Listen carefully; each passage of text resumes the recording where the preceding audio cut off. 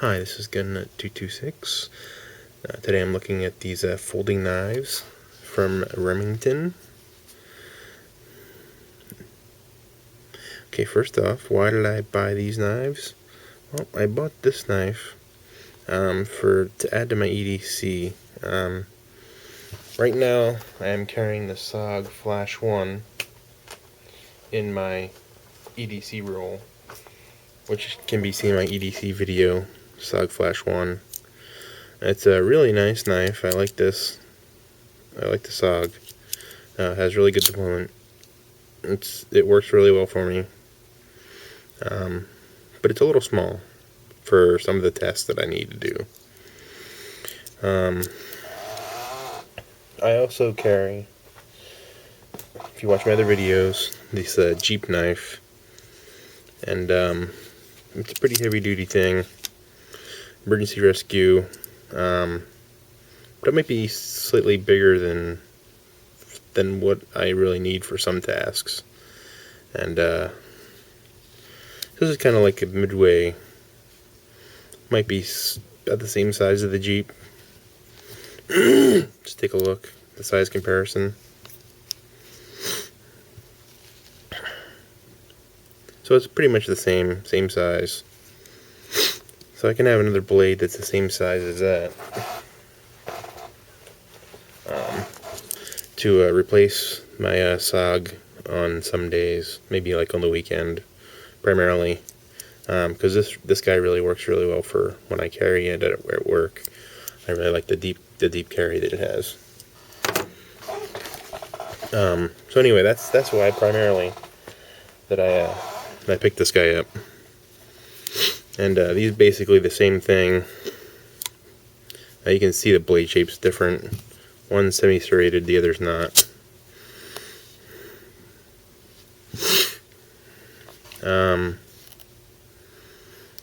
As far as the blade steel goes, you can see here, the camera focus, it's a stainless steel made in China. From what I can tell, it's a 440C stainless steel. So it's fairly good for the price. And we'll get into the value and the cost later. This knife right here has a really nice deployment. Very smooth out of the box. It was very nice. Locks up well. It was very smooth. Here we can look at the bushings in there with the camera focus. Might need some additional light. You can see in here the bushings are not phosphor bronze, but they are Teflon. At least it appears to be Teflon bushings or washers in there to help speed the deployment. I believe it's probably the same for this guy. It's the same basic knife with a few differences. Yep, there we see it again.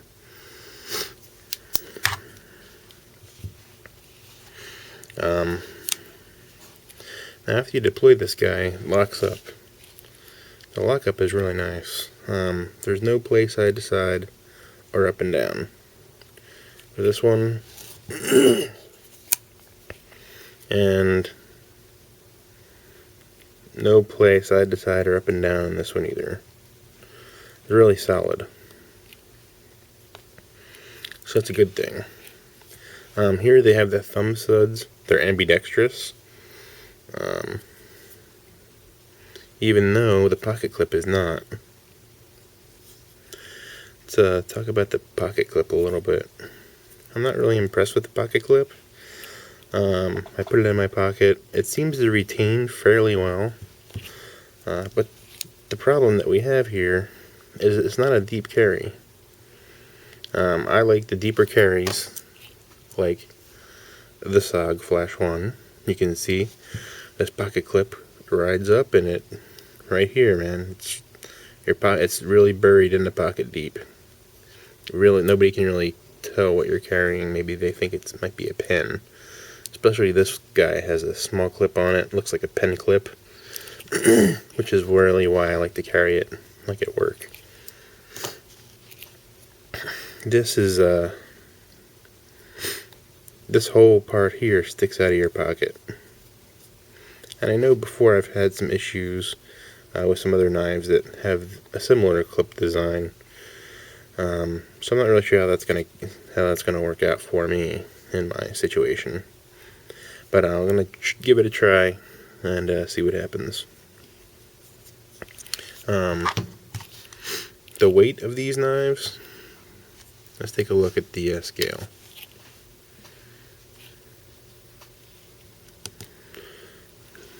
Zero out the scale. This weighs in at 3.474 ounces, basically 3.5 ounces. This one is 3.7 ounces.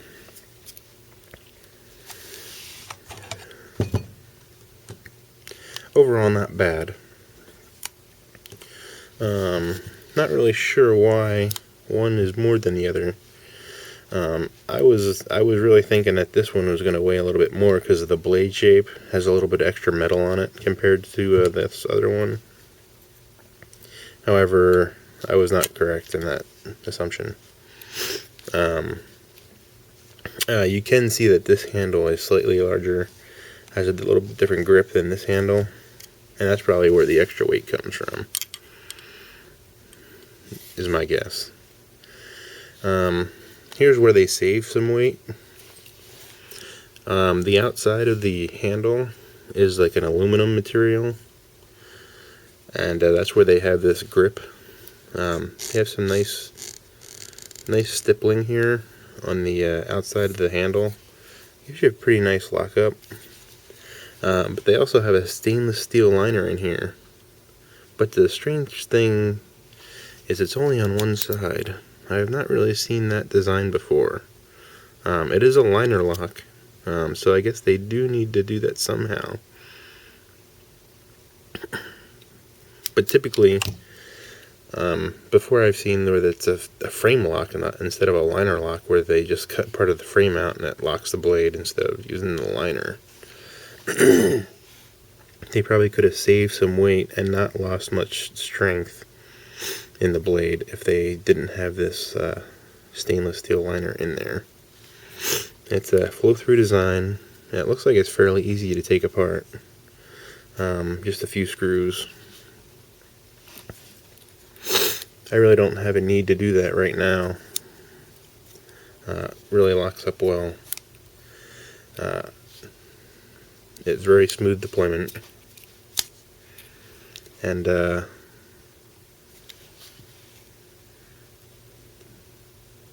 you can see it is an adjustable pivot if you do have problems.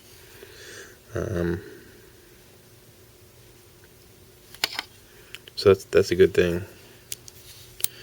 Ergonomically, like I said before, the handles are slightly different. This one I don't like to hold as much. You can see it doesn't really have a lot of finger grooves like this one does. This one has the finger groove here and here, which when you go in to grab it, gives you a really nice lockup on it. Gives you a lot of control over the blade, and it gives you some purchase on it right there. I also like the fact that this has jimping right here. It does give you some additional traction, although it's not really aggressive, so it's marginally so. On this blade, you can see there is no jimping, which I'm not really sure why they did that. I mean, between the two, I mean, they're pretty much the same thing, same idea, different blades. One has jimping, one doesn't. It might be a cost-saving measure. Not really sure why they did that. How this feels in your hand is doesn't feel slick. It's still got the nice stippling here on the aluminum handle, but you just don't have the same amount of lockup. It doesn't feel as good in hand as this guy does. It's just this one's ergonomically designed a whole lot better. They put a lot more thought into that. It also has the addition of some jimping on the liner lock, which is kind of nice.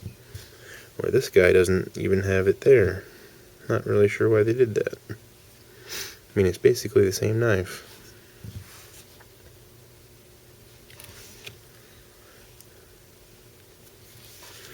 Not really sure how these are going to hold up over time, but I would predict that they're going to be pretty good. I mean, it's got the aluminum handle, 440 stainless steel. Pocket clip seems pretty rigid. Seems like it'll hold up. You can maintain it easily. You can take it apart if needed.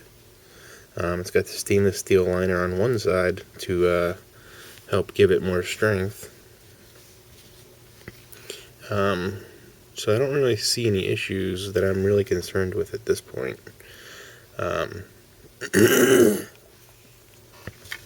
let's go to value, cost. Typically, these knives, I got these knives at Big 5 once again, and they typically run $49.99 when they're not on sale. Here's the actually, you can see this, the receipt. You can see I've got a few things on here. This is the Remington LE knife, 256-2. It's on sale for $8.99. Regularly, it costs $49.99. You can see I've got both models, the 256 and the 229. Also in the receipt, you can see I picked up another one of my favorite knives, the Smith & Wesson rescue knife, emergency rescue knife. It was on sale for $13. I couldn't resist it. It also has the Tonto blade, Tonto point that I'm so in love with. And it was listed for $69.99. You know, I really like this Smith & Wesson knife, but I don't think I would ever pay $70 for it. And there you can see the Sherrod that I got on sale for $9.96, which I just did a review of and posted a review, I think maybe it was last week. So anyway, Big 5, they have some really good deals when they have sales. If they're not having a sale, sometimes their prices are okay, sometimes not. I did forget to take a look at how long are these knives. Overall length, this guy, about 7 3/4 inches. The blade is about 3 1/4 inches. The folded length, let's take a look at that. It's about 4 3/4 inches. I'm assuming this is going to be pretty similar. Just do it quick. I think I'm running out of time here. Here is the blade length is actually slightly longer for this guy. Looks like about 3 1/2 or so. Overall length is 8 1/4. So this is a little bit longer, probably due to the handle. See, the handle design is a little bit different than this guy. So that's probably where the extra length is coming from. Let's take a look. How long is the handle? It's about 4 3/4. So anyway, I just wanted to make sure I got that in at the end of the video. Anyway, that's all I have for now. If you enjoyed the reviews, please subscribe, and thanks for watching.